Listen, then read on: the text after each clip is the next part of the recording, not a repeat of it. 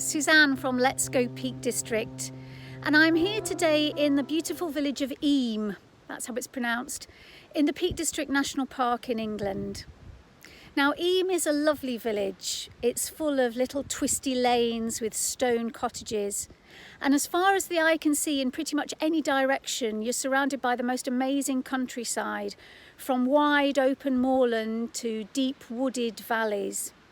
And Eyam is a great place to base yourself if you want to explore around this part of the Peak District, because it's pretty much on the border of the White Peak and the Dark Peak. So you get a great variation in the landscape in only a very short distance. But make sure when you visit here that you don't just use it as a base to explore, but you actually allow enough time to look around the village itself. Because although it's only a fairly small place, it's got a massive story to tell.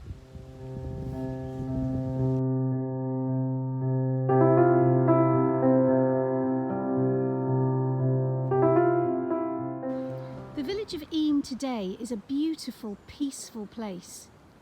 But it's a village that's rich in a fascinating, if rather grisly, history. And it literally lies around every corner.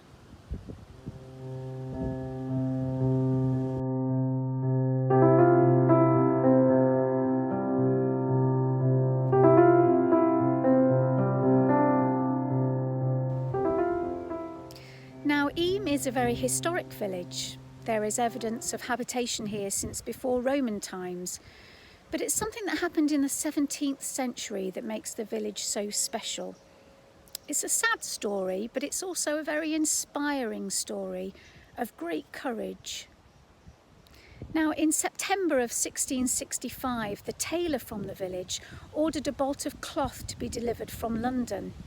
And as he dried it out in his cottage, it very quickly became clear that it was infested with fleas. Fleas that came from rats in London that carried the bubonic plague.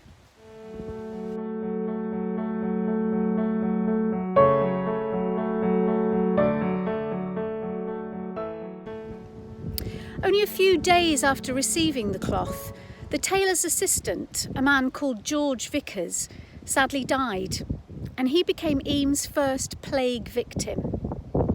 As the months went on, more and more of the villagers died. They died in their hundreds. Sadly, the graves behind me mark one family, a lady called Elizabeth Hancock, who buried 6 of her children and her husband in only 8 days.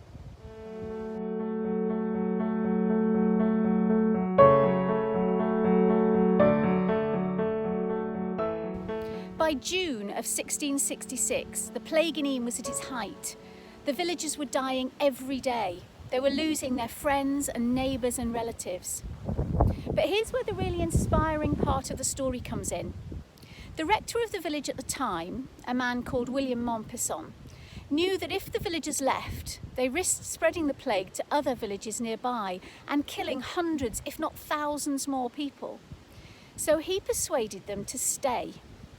And even though they must have been terrified and desperate to leave, the people of Eyam quarantined themselves off from the rest of the world. Nobody was allowed to leave the village, and nobody was allowed to come in. They administered medicines themselves, and they buried their own dead.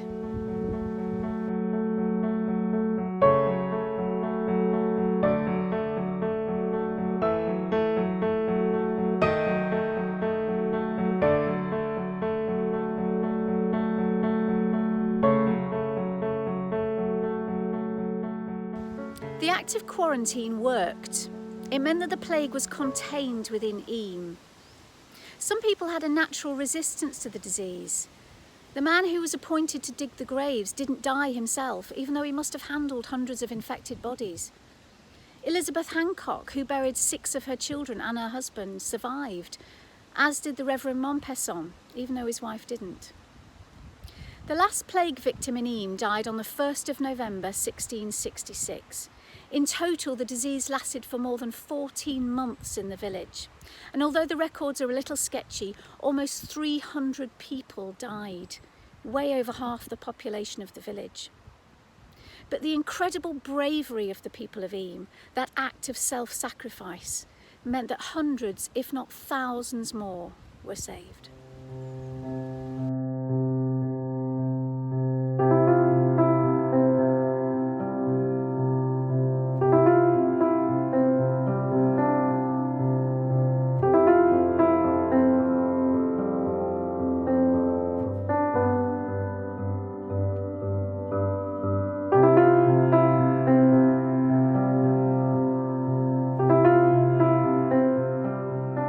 If you've enjoyed this video, please subscribe to our YouTube channel and follow Let's Go Peak District on Facebook and Instagram. We love sharing our tales of the Peak District with you.